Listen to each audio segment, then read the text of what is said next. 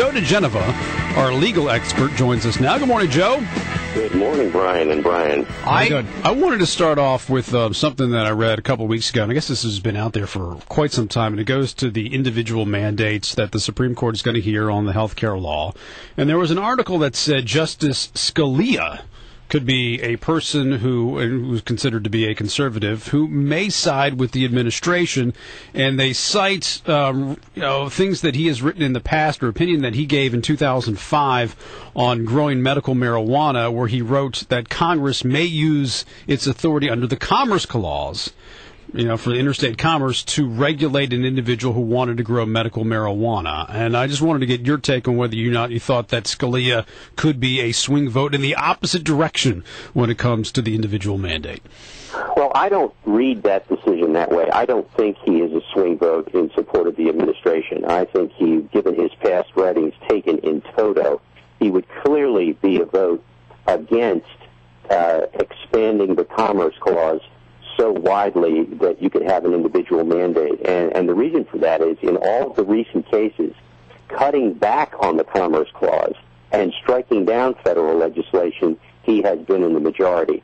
I think the medical marijuana case was an anomaly involving the right of the federal government through preemption to legislate in the area of controlled substances, which is a clearly established federal authority and responsibility. So I think that analysis is pretty far off the mark. Is the belief still in the legal community that it's Kennedy who's the swing vote, and it will determine whether it's constitutional or not by his vote? Yeah, I don't think there's any doubt that among all the people there, Kennedy is both the swing vote on this one and on the Proposition 8 case coming out of California on the gay marriage issue. Joe, we were just talking a moment ago about a story in the Washington Examiner about the district's nearly 1,000 known sex offenders. Apparently, nobody was keeping an eye on about 660 of them. The Court Services and Offender Supervision Agency said, no, that's the district police job. And the district police said, no, that's the Court Services and Offender Supervision Agency's job. And it wasn't until a late Friday night that they apparently figured out that, indeed, it fell into the category of the Court Services and Offender Supervision Agency, meaning that nobody was watching these guys. I am just astonished by this. Another example, I guess, of the District of Columbia where, the gang that can't shoot straight. This is not surprising. They have a history in the city of very bad parole supervision. They have a history of not following up on offenders. And the fact that one agency didn't know what one of its responsibilities was is also, unfortunately, something that the city has been famous for. By the way, the federal government does the same thing, frequently not knowing what its responsibilities are. This is just part of the problem when you have a one-party government. When there's no competition, you don't get accountability. All you have to do is look at the operations of the district city council and see how abysmal it is in terms of oversight, whether it's the lottery board or anything like that. And you'll see that these agencies, especially their middle managers, feel that these are basically lifetime jobs. There's no accountability. You can't ever be fired, and therefore they really don't care about their duties. It's a pretty sad commentary, given that the district has one of the highest income tax rates in the country. There's another story out of University of Maryland where they took in a young man who had made some threats, said he was going to take to the mall there at the university with weapons and kill a bunch of people, and said he hoped that he would make the national news.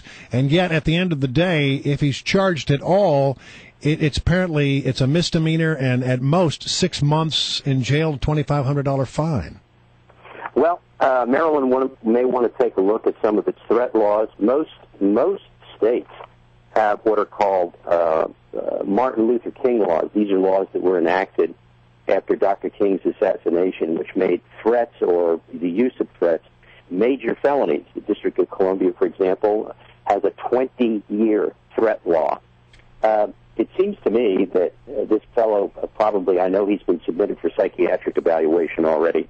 And what's going to happen is that'll be the most important piece of information because he might end up being civilly committed as well as being convicted, and that's the way it should be handled. Anybody that makes this type of threat in a university environment these days is asking for exactly what's going to happen. I think the law, though, needs to be reviewed in Maryland to see if it needs to be toughened up and whether or not they have sufficient laws to enforce things like this. All right, well, there's a story that's been out there for quite some time, and I've always meant to ask you about it. It's this New York City Police Department surveillance of Muslims in Muslim communities. And, you know, the AP did a story on it, went into great detail about what they're doing to try and stop terrorism. And there's been a lot of controversy around it. Some Muslim groups don't like it for sure. But even some mayors and some cops across the country say it goes too far. Is it legal, number one? And number two, is it necessary in 2012 to do this? Number one, it is legal. And number two, it is necessary. And the reason it's legal is everything that Commissioner Ray Kelly and the NYPD have done and announced that they're doing is covered by a federal court ruling in New York, which laid out the parameters under which the police department may surveil politically active groups. And this program was designed with that in mind and has been reviewed by lawyers in the city and elsewhere and is consistent with it. The reason this is an interesting story is not so much the subject matter, but why it happened. Two senior FBI officials in Washington, D.C. have been miraculously jealous of the NYPD's intelligence operation and the fact, as you know, that the NYPD has intelligence gatherers overseas, working with police departments in Paris, London, Prague, all over the place. The FBI has just immensely disliked this NYPD operation, and two senior FBI officials went to the AP a couple of months ago and started complaining about this, and the accusations about misconduct actually came from the FBI senior levels with no proof whatsoever. And if you carefully read the AP stories, they show no illegal activity. They may show a little insensitivity at times to notifying people of their presence in their jurisdictions, but that's not illegal. As long as they're not arresting anybody, as long as they're not firing their weapons, they can be in any jurisdiction in the country doing whatever they want, except they can't do electronic eavesdropping. Robert Mueller, the head of the FBI, declined to comment on whether or not the activities were legal. Did you read anything into that? I did. It's because he knows, Bob is a real smart cookie, he knows that what the NYPD is doing is absolutely necessary for the protection of the major target in the United States, which is New York City.